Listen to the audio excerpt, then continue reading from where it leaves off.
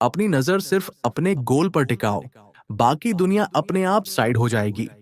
क्योंकि अगर आज फोकस डगमगा गया तो कल वही लोग आपको सुनाने से पीछे नहीं हटेंगे। इसीलिए खुद को संभालो और सीधे अपने लक्ष्य पर ध्यान रखो।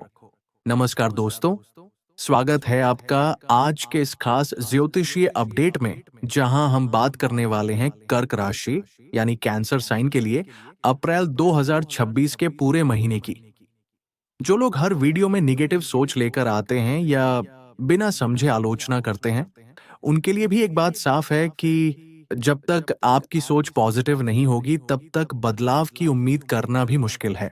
क्योंकि ये कोई व्यक्तिगत जन्म कुंडली का विश्लेषण नहीं है, बल्कि एक सामान्य ट्रांजिट आधारित जानकारी है, जो ये बताती है कि उस समय ब्रह्मांड में ग्रहों की स्थिति किस तरह का माहौल बना रही है, कौन सी ऊर्जा आपके पक्ष में काम कर रही है और कहाँ थोड़ी सावधानी रखने की जरूरत है। इसका मतलब ये नहीं कि यही आपकी पूरी सच्चाई है, लेकिन ये आपको एक दिशा जरूर देता है कि क्या सही हो सकता है और क्या चीजें आपको पीछे खींच सकती हैं। तो चलिए, बिना समय गंवाए जानते हैं कि अप्रैल 2026 कर्क राशि वालों के लिए क्या संकेत लेकर आ रहा है, जिसमें हम स्वास्थ्य, पढ़ाई, रिलेशनशिप, लव लाइफ, शादीशुदा जीवन, भाग्य, करियर और बिजनेस जैसे हर जरूरी पहलू को कवर करेंगे। और आखिर में आपको कुछ ऐसे असरदार उपाय भी बताए जाएंगे जिन्हें अपनाकर आप इस समय को अपने पक्ष में बेहतर तरीके से मोड़ सकते हैं। कर्क राशि वालों, आपकी राशि के स्वामी चंद्रमा है और इस समय ग्रहों की पोजीशन कुछ खास संकेत दे रही है। आपके दूसरे भाव में चंद्रमा की उपस्थिति है, वहीं केतु आपके 10वें भाव में एक्टिव है। शुक्र आपके 8वें भाव में स्थित है और उसके साथ बुध भी वहीं मौजूद है। राहु 9वें भाव में अपनी भूमिका निभा रहा है, जबकि शनि, मंगल और सूर्य 12वें भाव में एक साथ दिखाई दे रहे हैं और बृहस्पति भी इसी 12वें भाव में विराजमान है। अब सबसे पहले बात करते हैं आपकी सेहत की कि इस महीने हेल्थ कैसी रहने वाली है। तो देखिए, बृहस्पति का 12वें भाव में होना थोड़ा अलर्ट रहने का संकेत देता है। साथ ही मंगल की स्थिति भी आपके रूटीन को थोड़ा प्रभावित कर सकती है। और जो बुध राहु के साथ है, वो कुछ छोटी मोटी परेशानियों की ओर इशारा करता है, जैसे स्किन से जुड़ी दिक्कतें या एलर्जी की समस्या। अब अगर सिंपल भाषा में समझें तो जब आप कहीं बाहर ट्रैवल करते हैं या लंबे समय तक बाहर रहते हैं, तो आपको ब्लोटिंग, बेचैनी या हल्की घबराहट महसूस हो सकती है। इसका सीधा कारण है बृहस्पति का 12वें भाव में होना। इसीलिए इस समय बाहर के खाने पीने पर खास कंट्रोल रखना बहुत जरूरी है, बल्कि जितना हो सके उसे अवॉइड करना बेहतर रहेगा, क्योंकि यही चीज आगे चलकर पेट से जुड़ी दिक्कतें बढ़ा सकती है। और जो बुध राहु के साथ बैठा है, वो कभी कभी सिर दर्द, चक्कर आना या स्किन रिएक्शन जैसी स्थिति भी पैदा कर सकता है। खासकर 13 और 14 अप्रैल से पहले इन चीजों की संभावना थोड़ी ज्यादा रह सकती है। इसलिए पहले से सतर्क रहना समझदारी होगी। आगे चलकर मैं आपको कुछ आसान उपाय भी बताऊंगा, जिन्हें अपनाकर आप इन प्रभावों को काफी हद तक बैलेंस कर सकते हैं। अब बात करते हैं आपकी पढ़ाई की, क्योंकि स्टूडेंट्स के लिए ये समय काफी अहम रहने वाला है। पंचम भाव को पढ़ाई का मुख्य भाव माना जाता है और इसका स्वामी मंगल होता है। इस समय मंगल आपकी कुंडली के 9वें भाव में स्थित है और वहीं पर बना रहेगा, यानी ये अपनी जगह नहीं बदल रहा। लेकिन एक बात खास है कि ये मित्र राशि में बैठा है और शनि के साथ इसकी युति बन रही है, जिससे एक तरह का तीव्र और उतार चढ़ाव वाला योग बनता दिखाई देता है। अब इसका सीधा असर क्या होगा, वो समझिए। कभी आपको अचानक से जबरदस्त मोटिवेशन आएगा, आप पूरी लगन के साथ पढ़ाई में जुट जाओगे, बिल्कुल फोकस्ड और डिसिप्लिन में दिखोगे। लेकिन फिर अचानक से वही मन भटकने लगेगा, ध्यान पढ़ाई से हटकर कहीं और चला जाएगा, कभी रिलेशनशिप की तरफ, कभी किसी और चीज में। और यही सबसे बड़ी चुनौती रहने वाली है इस समय, क्योंकि मंगल और शनि का साथ मन को स्थिर नहीं रहने देता। ये बार बार आपको डाइवर्ट करने की कोशिश करेगा। इसलिए खुद पर कंट्रोल रखना बहुत जरूरी है। अब अगर आपके एग्जाम 14 अप्रैल के बाद हैं, या आप किसी एडमिशन या करियर से जुड़ा कोई बड़ा फैसला लेने वाले हैं, तो उसे 14 अप्रैल के बाद लेना ज्यादा फायदेमंद रहेगा।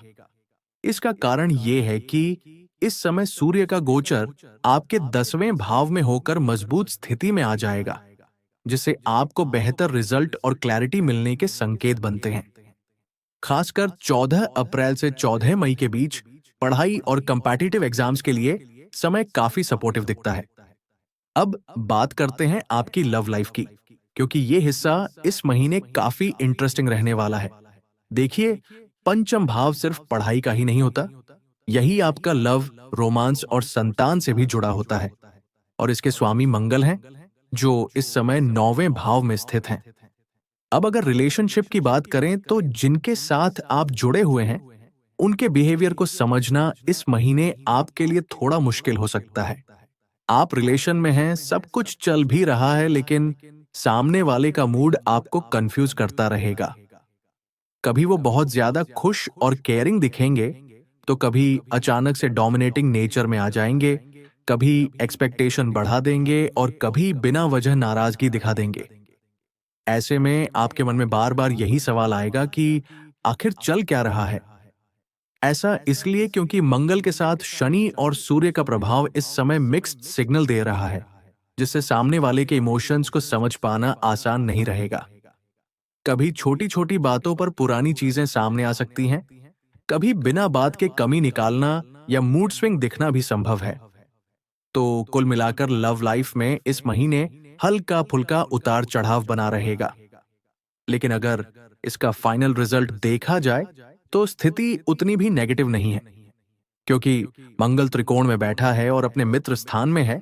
इसलिए रिश्ता टूटने जैसी कोई बड़ी बात नजर नहीं आती। मतलब, चाहे थोड़ा नोक झोंक हो, गलतफहमियां हो, लेकिन आपका बॉन्ड बना रहेगा। वही कनेक्शन, वही अटैचमेंट आखिर तक कायम रहेगा।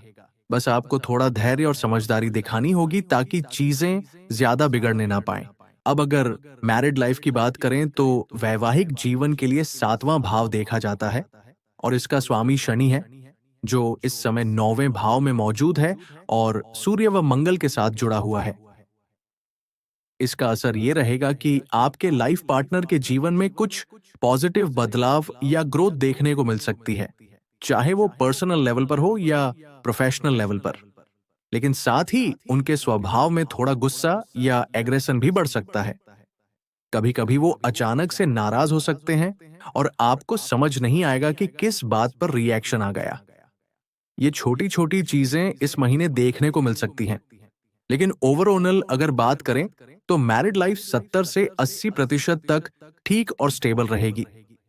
अब आगे बढ़ते हैं और समझते हैं कि आपका भाग्य, करियर और बिजनेस इस महीने किस दिशा में जाने वाला है।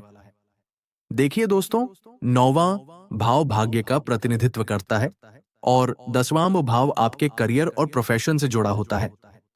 अब अगर ग्रह स्थिति को देखें तो 9वें भाव के स्वामी बृहस्पति इस समय 12वें भाव में बैठे हुए हैं। इसका सीधा मतलब ये है कि जो लंबे समय से आप किसी अच्छे मौके या रिजल्ट का इंतजार कर रहे हैं, वो थोड़ा और समय ले सकता है। अप्रैल में पूरी तरह से चीजें आपके फेवर में आती नहीं दिख रही हैं, लेकिन ये फेज स्थायी नहीं है।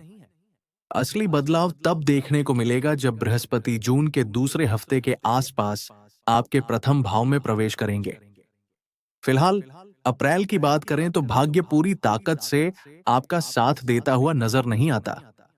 थोड़ी रुकावटें, थोड़ी देरी और कुछ अनएक्सपेक्टेड चैलेंजेस बीच बीच में सामने आ सकते हैं। इसका कारण यह भी है कि शनि का प्रभाव भाग्य स्थान पर बना हुआ है और ऊपर से बृहस्पति का 12वें भाव में होना सपोर्ट को थोड़ा कमजोर कर देता है। 12वां भाव वैसे भी खर्च, रुकावट और छिपी हुई चुनौतियों का संकेत देता है। इसलिए आपको ऐसा महसूस हो सकता है कि मेहनत के अनुसार रिजल्ट नहीं मिल रहा है या चीजें उतनी स्मूथ नहीं चल रही हैं जितनी चलनी चाहिए। लेकिन इसका मतलब ये बिल्कुल नहीं है कि सब कुछ नेगेटिव ही रहेगा। अगर आपके पास समय है और कोई बहुत जरूरी निर्णय नहीं लेना है, तो थोड़ा धैर्य रखकर जून तक का इंतजार करना आपके लिए ज्यादा फायदेमंद साबित हो सकता है। वहीं अगर आपकी पर्सनल कुंडली में भाग्य पहले से ही मजबूत है, तो ये प्रभाव आपको उतना परेशान नहीं करेगा और आप अपने रास्ते पर आगे बढ़ते रहेंगे। अब जहां तक सूर्य और मंगल की बात है, उनका सपोर्ट आपको मिलता रहेगा। खासकर अगर आपको किसी काम में जल्दी है और रुकना संभव नहीं है, तो 14 अप्रैल के बाद का समय आपके लिए बेहतर ऑप्शन रहेगा। इस दौरान आपको फैसलों में थोड़ी ज्यादा क्लैरिटी और एनर्जी मिलेगी, जिससे आप अपने काम को आगे बढ़ा सकते हैं, बिना ज्यादा चिंता किए। अब आगे बढ़ते हैं और आपके करियर पर नजर डालते हैं। देखिए दोस्तों, करियर के मामले में इस महीने की तस्वीर काफी पॉजिटिव दिखाई दे रही है। खास तौर पर अगर आप गवर्नमेंट सेक्टर से जुड़े हैं या उसकी तैयारी कर रहे हैं, तो समय आपके पक्ष में जाता हुआ नजर आ रहा है, क्योंकि सूर्य आपके 10वें भाव में प्रवेश करने वाले हैं और मजबूत स्थिति में रहेंगे, जो आपके प्रोफेशनल लाइफ में एक अलग ही एनर्जी लेकर आएगा। अगर आप राजनीति, प्रशासन या मेडिकल फील्ड जैसे क्षेत्रों से जुड़े हैं, तो ये समय आपके लिए और भी ज्यादा फायदेमंद साबित हो सकता है। सूर्य का 10वें भाव में आना आपको अंदर से मोटिवेट करेगा, आपके काम करने के तरीके में कॉन्फिडेंस लाएगा और वर्क प्लेस पर आपकी पहचान को मजबूत करेगा। एक अलग तरह का नेम और फेम मिलने के योग बनते दिखाई दे रहे हैं। और सच यही है कि जब इंसान के अंदर कॉन्फिडेंस जाग जाता है, तो वो मुश्किल से मुश्किल काम भी आसानी से पूरा कर सकता है। यही ऊर्जा आपको इस समय मिलने वाली है। इतना ही नहीं, अगर आप जॉब की तलाश में हैं, तो ये समय आपके लिए नए अवसर लेकर आ सकता है। खासकर 14 अप्रैल के बाद से लेकर 14 मई तक का समय काफी मजबूत दिखाई देता है। इस दौरान आपको नौकरी मिलने, कोई बड़ी उपलब्धि हासिल करने या अपने करियर में एक नया मुकाम पाने के अच्छे संकेत मिल रहे हैं।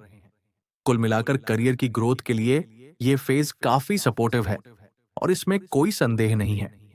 साथ ही मंगल का भी अच्छा प्रभाव बन रहा है, जिससे आपके कर्म और भाग्य का कनेक्शन एक्टिव हो रहा है, जो आगे बढ़ने में मदद करेगा। अब अगर बिजनेस की बात करें, तो शुरुआत में थोड़ा सामान्य या एवरेज रिजल्ट देखने को मिल सकता है। खासकर 11 अप्रैल से पहले तक स्थिति उतनी तेज नहीं रहेगी। लेकिन जैसे ही बुध का गोचर 9वें भाव में होगा, उसके बाद धीरे धीरे बिजनेस में भी सुधार और ग्रोथ देखने को मिलेगी। यानी महीने का दूसरा हाफ आपके लिए बेहतर साबित हो सकता है। अब बात करते हैं कुछ आसान उपायों की, जिन्हें अपनाकर आप इस समय को और ज्यादा पॉजिटिव बना सकते हैं। सबसे पहले सूर्यास्त के बाद चंद्रमा के बीज मंत्र का जाप करना आपके लिए लाभकारी रहेगा। ओम श्राम श्रीम श्रौम स चंद्रमा से नमः, इसे 108 बार जरूर करें। इसके साथ ही रोज हनुमान चालीसा का पाठ करने की आदत डालें। सुबह उगते हुए सूर्य को जल अर्पित करें, इससे भी आपको सकारात्मक ऊर्जा मिलेगी। और एक और जरूरी उपाय, बृहस्पति के लिए ओम ग्राम ग्रीम ग्रोम स गुरुवे नमः, इस मंत्र का भी 108 बार जाप करें। अगर आपको ये जानकारी उपयोगी लगी हो, तो वीडियो को लाइक जरूर करें।